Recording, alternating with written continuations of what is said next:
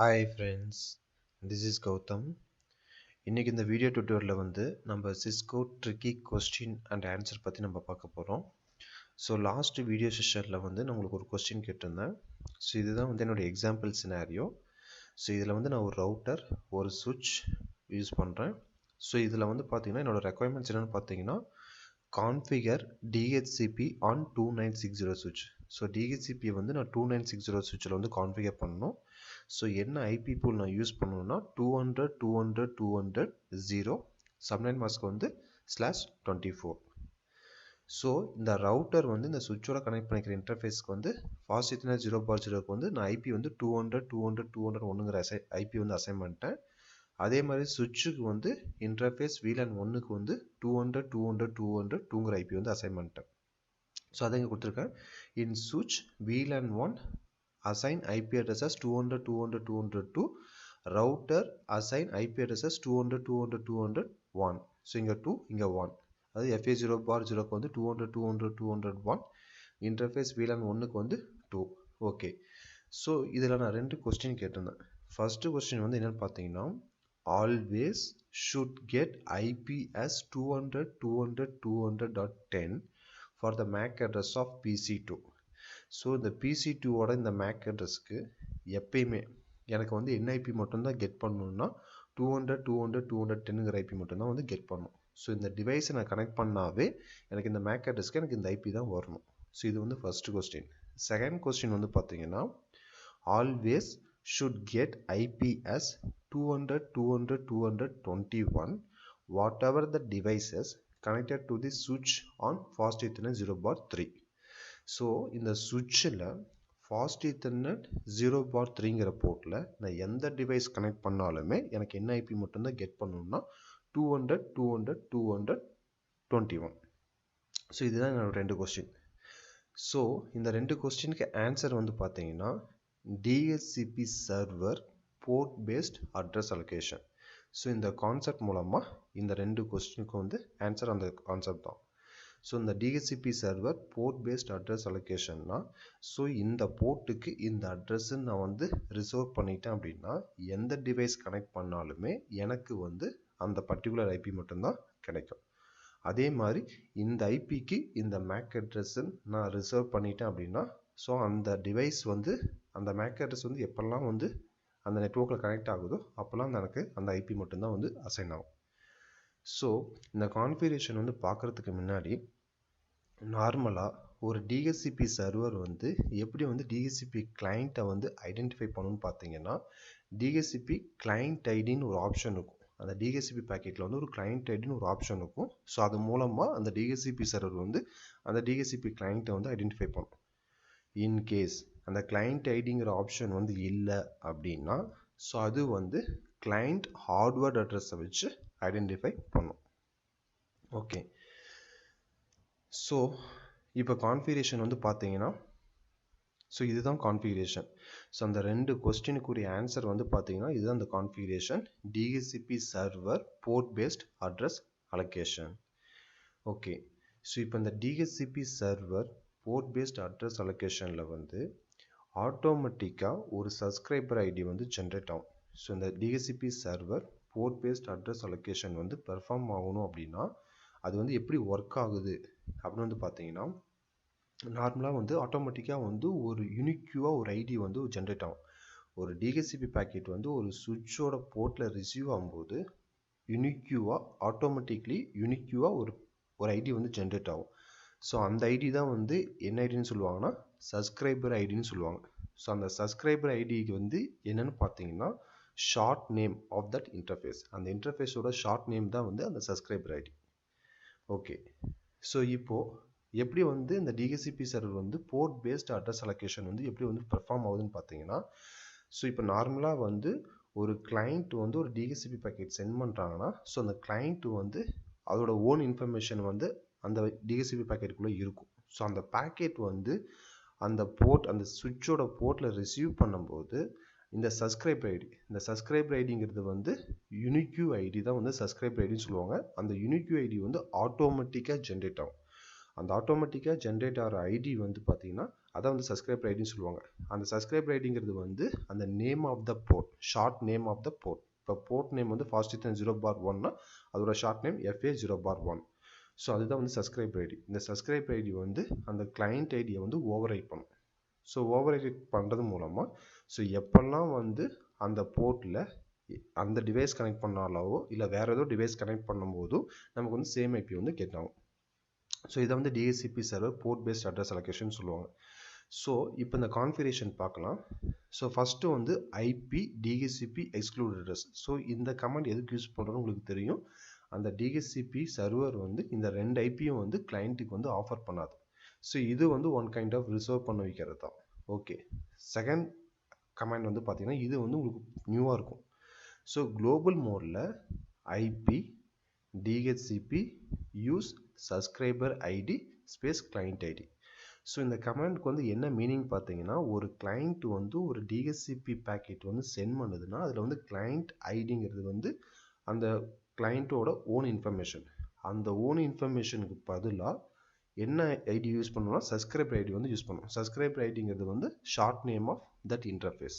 So அந்த subscriber அந்த client ஐடிக்கு பதிலாக அந்த சப்ஸ்கிரைபர் ஐடி வந்து ஓவர் ரைட் பண்ணும்.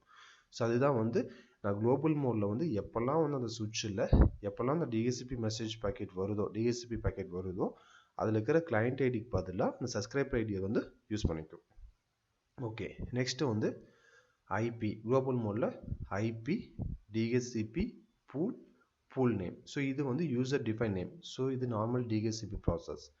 நெக்ஸ்ட்டு வந்து நெட்வொர்க், என்ன நெட்வொர்க் ரேஞ்ச் வந்து நான் யூஸ் பண்ண போகிறேன் அதோட network ID. நெட்வொர்க்ன்றது keyword.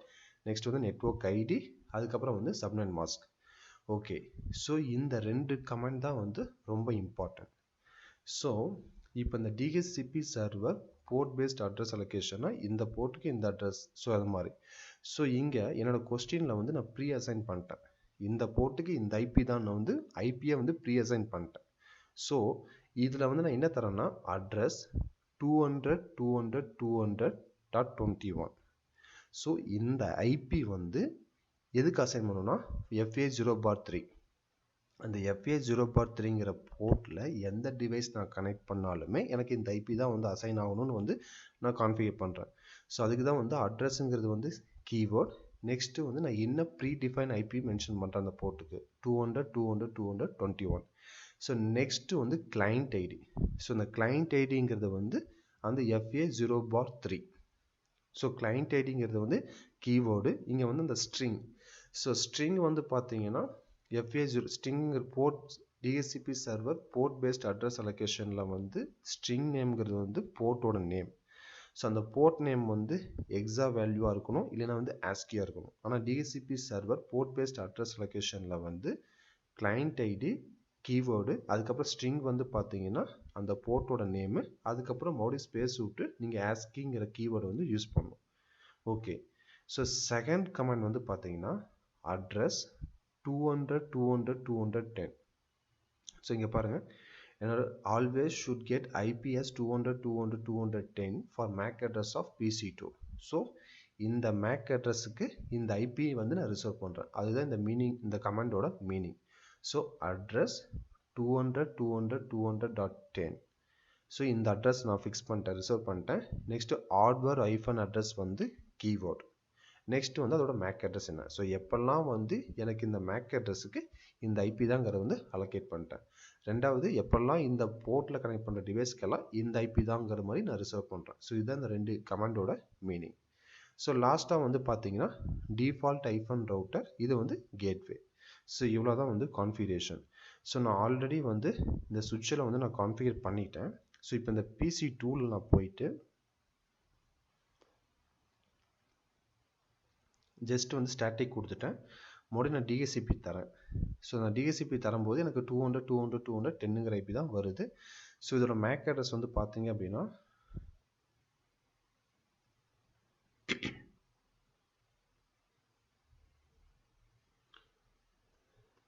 So IP config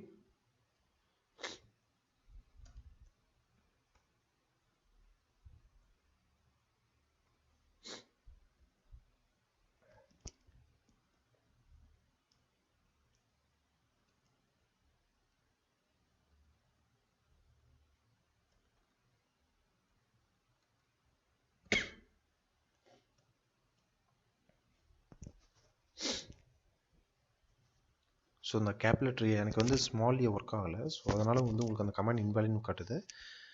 so இங்கே PC2ஓட மேக் அட்ரஸ் பாருங்கள்.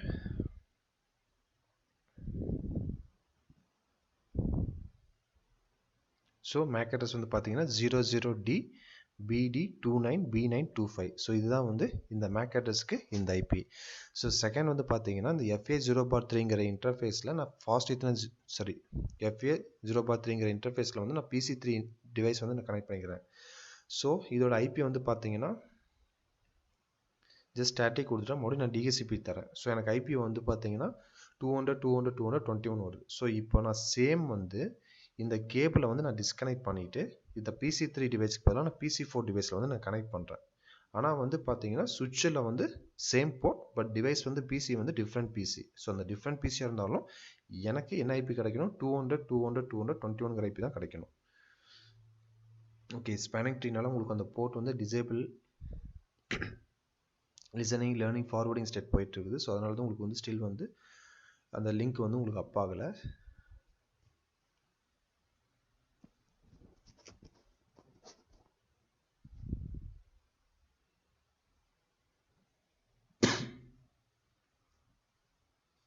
ஓகே, லிங்க் அப் ஆயிடுச்சு. ஸோ இப்போ மறுபடியும் நான் PC4க்கு நான் போகிறேன். ஸோ PC4க்கு நான் போயிட்டு நான் ஸ்டாட்டிக் கொடுத்துட்டு மறுபடியும் வந்து DHCP நான் தரேன். ஸோ எனக்கு வந்து 200.200.221 ஐபி தான் கிடைக்குது பாருங்கள். So PC4. ஸோ இப்போ நான் டிஃப்ரெண்ட் PC நான் கனெக்ட் பண்ணாலுமே எனக்கு ஃபாஸ்ட் ஈத்தர்நெட் 0/3ல எந்த டிவைஸ் கனெக்ட் பண்ணாலும் எனக்கு அந்த ஐபி தான் கிடைக்கும். ஸோ எனக்கு PC3லேயே எனக்கு 200.200.21 தான் கிடைச்சது.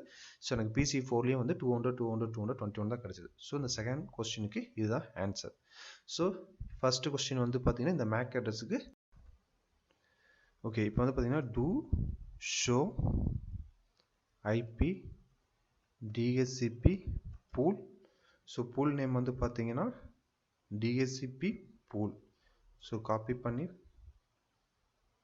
பேஸ்ட் பண்ணுங்கள், என்டர். ஸோ இப்போ எனக்கு வந்து பார்த்தீங்கன்னா ரெண்டு அட்ரஸ் வந்து ரிசர்வ் பண்ணியிருக்கிறேன். ஸோ இந்த போர்ட்டுக்கு இந்த அட்ரஸ்ஸு, அதே மாதிரி இந்த மேக் அட்ரஸுக்கு இந்த ஐபி அட்ரஸ் நான் வந்து கான்ஃபிகர் பண்ணிட்டேன்.